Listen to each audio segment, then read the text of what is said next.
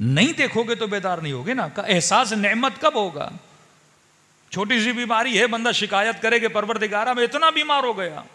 مولا فرماتا ہے صحت کی قدر کرنی ہے تو ہاسپٹل کا کم از کم ہفتے میں ایک دن, ایسے ہی جس طرح پارک گھومنے چلے جاتے ہو نا, کبھی ہاسپٹل گھومنے چلے جایا کرو. اس کا فرمایا کبھی ہفتے میں ایک دن قبرستان گھومنے چلے جایا کرو. پھر بڑی غور سے ان قبروں کو دیکھا کرو, پھر ان کے ناموں کو پڑھا کرو کہ ان قبروں میں سوئے ہوئے صرف بوڑھے نہیں ہیں, ان میں جوان بھی ہیں, ان میں بچے بھی ہیں, ان میں انجینئر بھی ہیں, ان میں حاکم بھی ہیں, ان میں مولوی بھی ہیں. یہ دلیل ہے کہ ہر انسان نے ایک دن مٹی میں مل جانا ہے. پھر جب ہاسپٹل جاؤ گے, ان بیماروں کو دیکھو گے, ان کی آہوں کو سنو گے, ان کی چیختی ہوئی صداؤں کو سنو گے, پھر کہو گے الحمدللہ اے خدا تیرا شکر ہے تو نے مجھے صحت عطا کی ہے. تو کبھی کبھی اس سوئے ہوئے وجود کو اٹھانے کے لیے کئی چیزوں کو دیکھنا پڑتا ہے. کائنات پر آنکھوں کو بند کرنا کمال نہیں ہے. اہل بیت کا مقصد یہ تھا کہ سوئے ہوئے انسان کے ضمیر کو کیا کیا جائے؟ بیدار کیا جائے. تو ابھی ہم مقام علم پر ہیں, ہمیں کہاں تک جانا ہے؟ مقام یقین تک جانا ہے. مثلا دور سے آپ نے کہیں دھواں دیکھا تو آپ کو علم ہوا کہ وہاں پہ آگ ہے. یہ پہلی منزل اور خفیف ترین منزل ہے علم کی. پھر آپ آگے بڑھے اور آپ نے آنکھوں سے آگ کو دیکھا, آپ کے علم میں اور اضافہ ہوا. پھر آپ اور آگ کے قریب گئے, آپ نے حرارت کو محسوس کیا. آپ کی آنکھوں شاید دھوکہ ہو کہ دکھنے میں آگ ہے پر شاید آگ نہ ہو, تصویر میں آگ ہے, کوئی 3D تصویر ہو, لیکن جب آپ حرارت کو محسوس کرو گے تو آپ کو پتہ لگے گا واقعاً اس کی گرمی بتاتی ہے یہ آگ ہے. آخری منزل ہے جب آپ اس آگ میں ہاتھ کو ڈالو گے تو ہاتھ کا جلنا بتائے گا کہ واقعاً تو حق یقین کی منزل پہ پہنچ چکا, یہ آگ ہے. آگے قراتی مثال دیتے ہیں, کہتے ہیں بیلچے کی مثال ہے. بیلچے کا جو سر ہے جو آپ کے ہاتھوں میں ہوتا ہے, کہتے ہیں وہ کبھی زنگ آلود ہوتا ہے, کبھی میلا ہوتا ہے, لیکن جو نیچے خود بیلچا ہے جس سے آپ زمین کو کھودتے ہیں, کہتے ہیں وہ ہمیشہ چمکتا ہے. وجہ کیا ہے؟ کیونکہ وہ 24 گھنٹہ مٹی کے ساتھ مشغول رہتا ہے, اور جتنا مشغول رہتا ہے اسے کبھی زنگ نہیں لگتا, وہ چمکتا رہتا ہے. کہ اسی طرح انسان جتنا علم کی وادیوں میں مشغول رہتا ہے اس کی فکر کو کبھی زنگ نہیں لگتا, یہ ہمیشہ کیا رہتا ہے؟ بیدار رہتا ہے. کذالک الکتاب لا ریب فیہ ھدی للمتقین, یہ کتاب وہ ہے جس پہ شک نہ کرنا, اور یہ کن کے لیے باعث ہدایت ہے؟ جو صاحب تقوی ہیں. تو سوال اٹھے گا پروردگارا یہ کتاب انسانوں کے لیے ہدایت نہیں کہ صرف متقیوں کے لیے ہے؟ فرما نہیں, ہدایت ھدی للناس بھی ہے, لیکن سوال یہ ہے کہ ہدایت لے گا کون؟ مجلس میں ہو سکتا ہے 10,000 لوگ آ جائیں, 5,000 لوگ آ جائیں, 500 لوگ آ جائیں, 100 لوگ آ جائیں. خطیب تو ہدایت دینے کی باتیں کرے گا, تو مطلب یہ ہدایت ھدی للناس ہے, لیکن لے گا کون؟ جو متقی ہوگا. متقی کون ہے؟ ایک استاد جب کلاس روم میں جاتا ہے وہ پڑھاتا سب کو ہے, لیکن کامیاب ہو کے نکلتا کون ہے؟ جو پڑھاکو بچہ ہے, جو مشغول رہتا ہے, جو ٹائم کو ضائع کرتا ہے, جو کھیل کود میں رہتا ہے, وہ کبھی قابل اسٹوڈنٹ نہیں بن پاتا.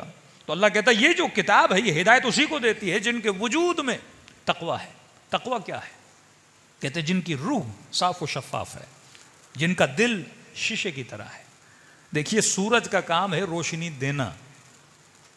اب سورج اس دیوار پہ بھی پڑے گا, سورج شاید اس ممبر کی لکڑی پہ بھی پڑے, سورج شاید آپ کے ہاتھ پر بھی پڑے, اور یہی سورج ہے اس کی کرنیں شاید شیشے پر بھی پڑیں.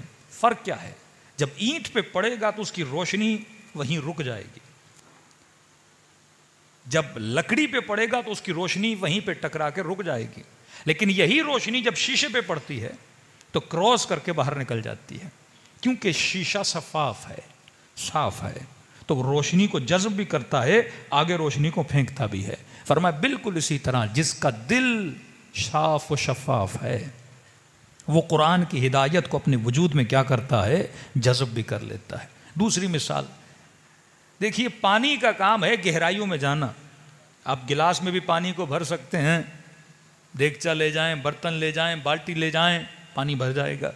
ایون اگر اپنے ہاتھ سے چلو بنائیں اس کے اندر بھی پانی آ جائے گا. اب کسی سمندر میں, کسی بہت بڑے دریا میں, کسی بہت بڑے اوقیانوس میں اگر آپ کسی بال کو پھینکیں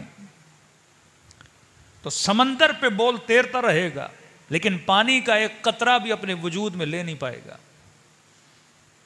تو کوئی بولے کہ یہ پانی کا قصور ہے، تو دنیا بولے گی پانی کا قصور نہیں، یہ قصور بال کا ہے، کیونکہ وہ ہے ہی گول، اس نے کوئی ایسی جگہ چھوڑی نہیں کہ جس کے اندر کیا جائے، پانی جائے۔ اللہ کی معرفت کا سمندر ہر کسی کے لیے ہے، لیکن اگر ہم اپنے وجود کو بال کی طرح بنا دیں، اوپر اوپر تیرتے رہیں، گھومتے رہیں، تو وہ معرفت کبھی ہمارے وجود میں نہیں جائے گی۔ دل کو ہمیشہ پیالے کی طرح بنانا ہوتا ہے۔ جب دل پیالے کی صورت پکڑتا ہے تو خدا کی معرفت بھی اس قلب کے اندر داخل ہو جاتی ہے۔ پھر علماء مثال دیتے ہیں، ایک انسان وہ ہے جو سویا ہوا ہے، اسے 2 مرتبہ اگر کوئی بلائے گا کہ جناب جاگ جائیے تو وہ جاگ جائے گا، لیکن اگر کوئی سونے کی ایکٹنگ کر رہا ہے، اسے 100 بار بھی بلایا جائے، لات بھی ماری جائے، وہ کبھی جاگنے والا نہیں ہے۔ کہتے ہیں جو بیمار ہے اسے ایک گولی دے کے شفا دے سکتے ہیں، ایک ٹیبلٹ کھا کے وہ شفا پا سکتا ہے، لیکن جس نے مرض کو اپنے وجود پہ نافذ کیا ہوا ہے، جو جھوٹی کی بیماری میں پڑا ہوا ہے، اسے لاکھ دوا بھی دی جائے اسے شفا نہیں ملتی۔ ہر قابل ہدایت تھا تو اسے ہدایت ملی، لیکن شمر کے اوپر کتنے خطبے پڑھے گئے، ابن سعد کو کتنی باتیں سنائی گئیں۔ جو انسان ہدایت نہیں لینا چاہتا اسے ہدایت نہیں ملتی۔ تو ہدایت 2 طرفہ ہے، ایک طرفہ نہیں ہے۔ ہدایت کا مطلب یہ ہے کہ اللہ ہدایت دینا چاہتا ہے، بندہ ہدایت لینا چاہتا ہے۔ اگر میرا ارادہ ہوگا ہدایت لینے کا تو یقیناً پروردگار عالم انسان کی ہدایت کرے گا۔ تبھی فرمائے سورہ حمد میں یہ کہو اہدنا، اے خدا ہمیں ہدایت دو۔ یہ دعا مانگو، کیونکہ ہدایت مانگنے سے ملتی ہے، گھر میں بیٹھنے سے نہیں ملتی۔ فرمایا اگر ہدایت کی دعا کرو گے تو میں تمہیں ہدایت دوں گا، اگر ہدایت کی دعا نہیں کرو گے تو خدا ہدایت نہیں دیتا۔ تو مجلس حسین کا مطلب یہ ہے کہ خدا ہم یہاں پہ آئے اور حسین کے در سے ہم ہدایت مانگ رہے ہیں، اور اللہ کی آواز آتی ہے جو مانگتا ہے میں وہ رب ہوں جو اسے عطا بھی کر دیتا ہوں۔ صلوات پڑھے محمد و آل محمد۔